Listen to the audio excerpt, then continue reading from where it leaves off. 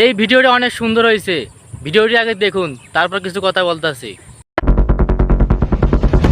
কিরে, রাখেনি তোর মা বাবা তোরে?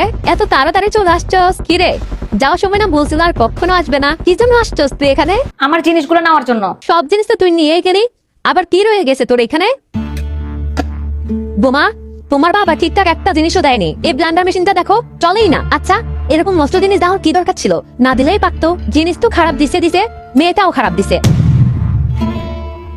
বোমা, 10 বার উপরে বসি তোমার বাপ মাকে নতুন একটা ওয়াশিং মেশিন দিতে, পুরোনোটা 1 বছরের আগে নষ্ট হয়ে গেছে, কাপড় একদম পরিষ্কার হয় না। মা, আমি তো রোজই কাপড় ধুই আর সব সময় ঠিকঠাক পরিষ্কার হয়। তারপরেও আপনার যদি মনে হয় কাপড় ঠিকঠাক পরিষ্কার হচ্ছে না, আমি হাত দিয়ে ধুয়ে দিব। আরে একবারে ভালো ব্র্যান্ডের জিনিসটা কিনে দিলেই তো হইতো। আরে না, এদের তো সব জায়গায় টাকা বাঁচানোর চিন্তা।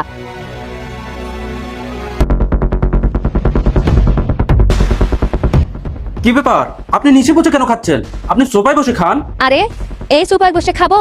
একদম 3rd ক্লাস সোফা, 5 মিনিট বসলেই কোমর ব্যথা হয়ে যায়। আমি তো বুঝতেছি না ওর মা বাবার সাথে আমাদের কি দুশ্মনী ছিল, এমন খারাপ জিনিসগুলো দিছে। দুনিয়ার কেউ এরকম জিনিস দেয় না। মা, আপনি ছোট ছোট বিষয়ে আমার বাবাকে কেন টেনে আনেন? আচ্ছা, তোর বাবাকে নিয়ে আসবো না তো কাকে নিয়ে আনবো? জিনিসগুলো তো তোর বাপ দিছে, তো কথাগুলো তো ওই শুনবে। মা, আমার বাবা যতটুকু সামর্থ্য ছিল ততটুকুই করেছে। আর আপনাদের যদি এতই সমস্যা ছিল তখন না করে দিতেন। যৌতুক নেওয়ার কি দরকার ছিল? দেখছস, দেখ কিভাবে তর্ক করতেছে আমার সাথে।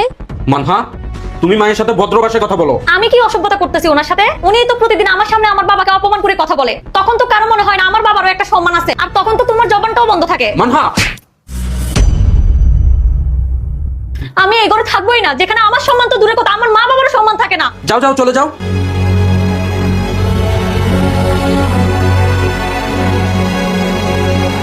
মনে আছে আপনাদের, আমি যখন এই ঘরে এসেছিলাম, এই ঘরে তখন কিছুই ছিল না। না সোফা ছিল, না ফ্রিজ ছিল, না ওয়াশিং মেশিন ছিল। আর টিভিটাও তো আমার বাবার দেওয়া। খাট পালং ছাড়া তো আপনাদের ঘরে কিছুই ছিল না। ভুলটা আসলে আমার মা বাবারই ছিল।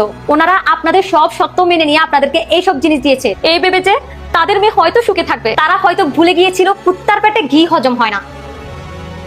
যাই হোক, আমার মা বাবা যে ভুলটা করেছিল সেটাই আমি ঠিক করতে এসেছি। আপনাদের তো আমার বাবার দেওয়া জিনিসগুলোতে অনেক সমস্যা হচ্ছে, তাই না? ওয়াশিং মেশিনটাও ঠিকমতো কাপড় ধোয় না, সোফায় বসলে কোমর ভেঙে যায়, আর ওই ব্লেন্ডার মেশিনটা ঠিকমতো কাজও করে না। তাহলে ঠিক আছে, আমি আমার বাবার দেওয়া সবকিছু নিয়ে চলে যাব। আর যাওয়ার আগে এই বাড়িটা সেভাবেই রেখে যাব যেমনটা আমার বিয়ের আগে ছিল, একদম ফাঁকা। আপনারা তো এই বলে যৌতুক নিয়েছেন যে আপনাদের কিছুই লাগবে না, যা দেওয়া হবে আপনাদের মেয়ের জন্য। এখন যখন ওনাদের মেয়ে এ ঘরে থাকবে না, তাহলে জিনিসগুলো এ ঘরে কি দরকার? জিনিসগুলো তো ওইখানে থাকবে যেখানে ওনাদের মেয়ে থাকবে। যাই হোক, আমি একটা ট্রাক ভাড়া করে নিয়ে আসছি, জিনিসগুলো নিয়ে যাবে।